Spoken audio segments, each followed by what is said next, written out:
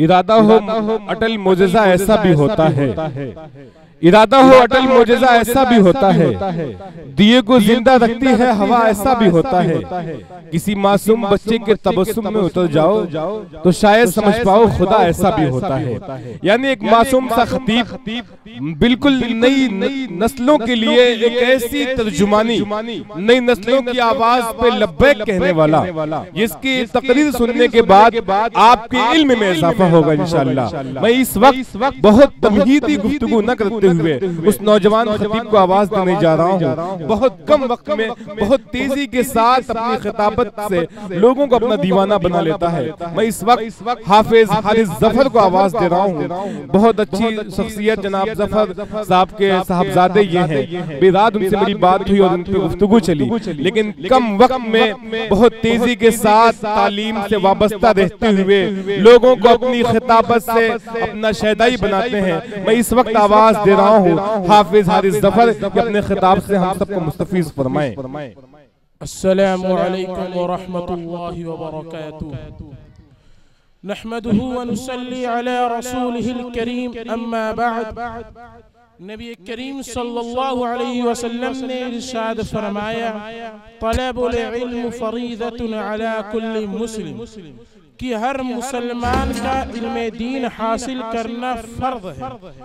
हर मुसलमान का इतनी दीनी मालूमात का होना जरूरी है कि अल्लाह और उसके नबी की शनाख्त कर सके और इस्लाम के बुनियादी अहकाम से बिल्कुल बाखबर हो जाए।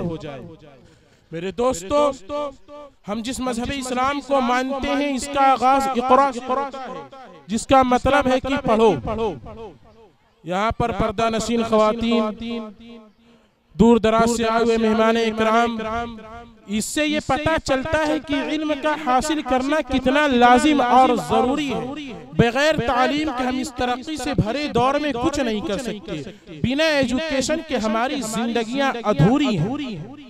इसीलिए हमें इल्म दीन के साथ साथ दुनियावी इल्म भी जरूर हासिल करना चाहिए। अगर हमने इल्म दीन हासिल कर लिया और हमारे पास दुनियावी इल्म नहीं है तो हम दुनिया के एक मैदान में पीछे हो जाएंगे। इसीलिए हमें दुनिया के हर मैदान का फातिह बनना है, दुनिया के हर मैदान में हमें आगे होना है। इसीलिए इल्म दीन के साथ साथ दुनियावी इल्म भी आप जरूर हासिल करें।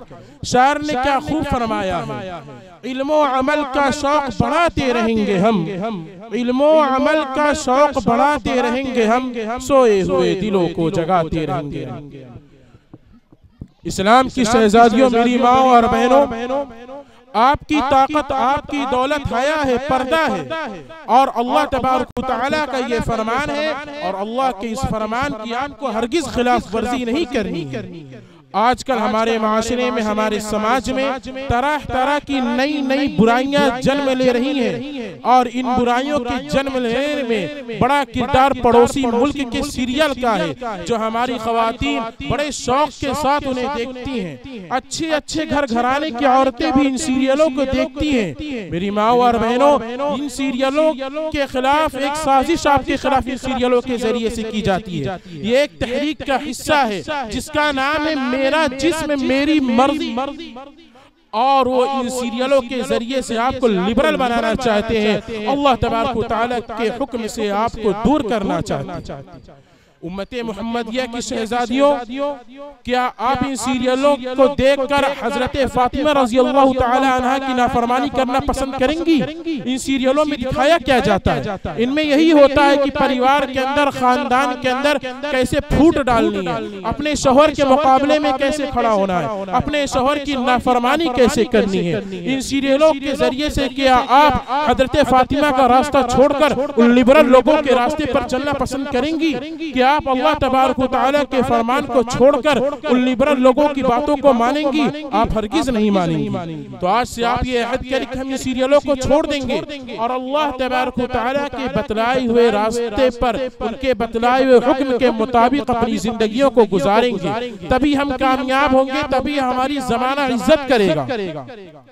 और आजकल जो जगह जगह पर नुमाइशें लगती हैं उसमें जाना बंद कर दें, बाजारों में जाना बंद कर दें। ये आपके रहने की और आपके आने की जगह नहीं है, ये तो इस्लाम की नापसंदीदा जगहों में से एक है। और वो जो नारा लगाते हैं मेरा जिस्म मेरी मर्जी, तो उसके मुकाबले में तमाम मुमिनीन और मुमिनात का भी एक नारा है, मेरा जिस्म मेरे अल्लाह की मर्जी। मेरे दोस्तों, ख़वातीन इस्लाम, हम जिस मजहबी इस्लाम को मानते हैं ये अल्लाह तबारक व तआला का महबूब और पसंदीदा दीन है। अल्लाह ने इसकी महबूबियत का ऐलान कहीं तो रज़ीतु लकुमुल इस्लाम दीना कहकर किया, तो कहीं इन्न दीन इंदल्लाहिल इस्लाम कहकर किया। और आप ये बात जान ले कि ये दीन हम तक इतनी आसानी से नहीं पहुंच गया कि बैठे बैठाए दीन हम तक आ गया, बल्कि इस दीन के लिए नबी करीम सल्लल्लाहु अलैहि वसल्लम ने, सहाबे कराम ने अपने घर बार को छोड़ा, बीवी बच्चों को कुर्बान किया, जामे शहादत को नोश किया, तब जाकर ये दीन हम तक पहुंचा।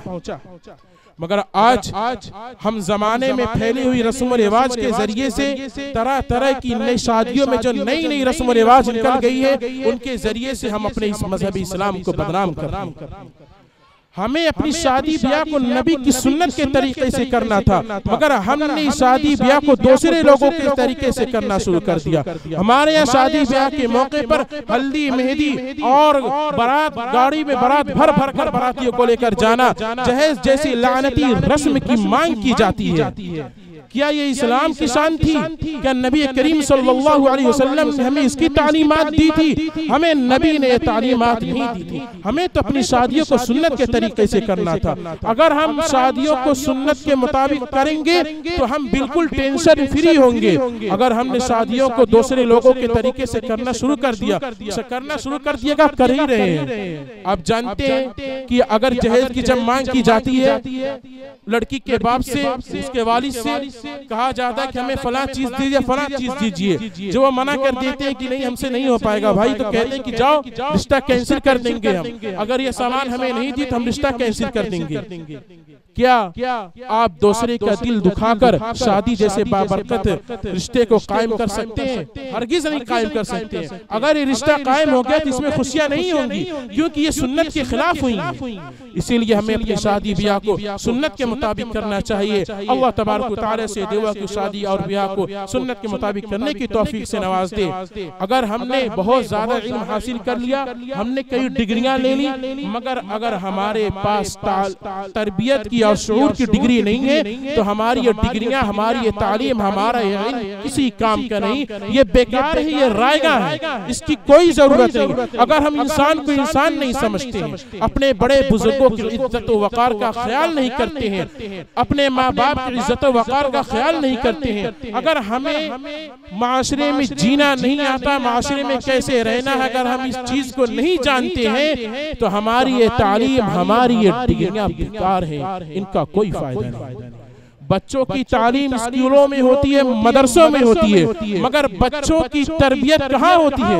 बच्चों की तरबियत घरों में होती है। बच्चों का पहला मदरसा उसके वालिदैन होते हैं। जब बच्चा छोटा होता है तो उसकी मेमोरी एकदम साफ होती है, वो जो चीज देखता है उसको अपनी तरफ एक्सेप्ट करता है, उससे मुतासिर होता है, उसको अपनी तरफ खींचता है। अगर माँ बाप बच्चे के वालिदैन किसी से खराब बर्ताव करेंगे, किसी से हुस्ने सुलूक का बर्ताव नहीं करेंगे, वालिदैन अगर किसी से झगड़ा करेंगे, तो बच्चा भी उनकी चीजों को खींचेगा जब छोटा होता है उसके, क्योंकि उसका दिमाग बिल्कुल खाली होता है।